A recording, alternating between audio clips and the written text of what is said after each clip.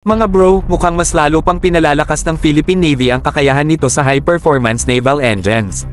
Sa isang makasaysayang hakbang, sumabak ang PN sa isang gas turbine maintenance training sa Japan, na isang malinaw na senyales na posibleng may darating pang mas malalakas na barko sa ating fleet.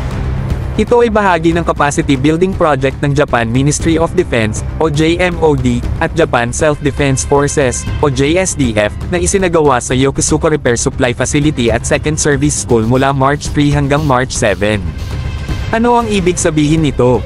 Gas turbines ang gamit ng mga high-speed at high-power naval vessels tulad ng mga guided missile destroyers. Kung sinasanay na ang ating mga tauhan sa maintenance ng ganitong klaseng makina, malamang may mas advanced na barko tayong inaasahan sa hinaharap.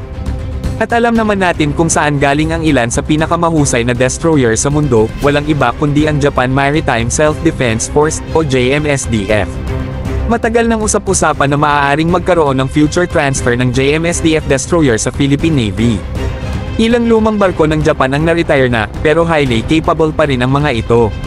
Kung sakaling may maibigay o maibenta ang Japan sa atin, may trained personnel na ang PN para sa maintenance at operation.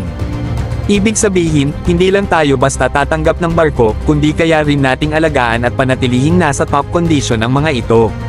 Kung gusto nating mapanatili ang ating teritoryo at masecure ang West Philippine Sea, kailangan natin ng modernong barko na may sapat na firepower at mobility.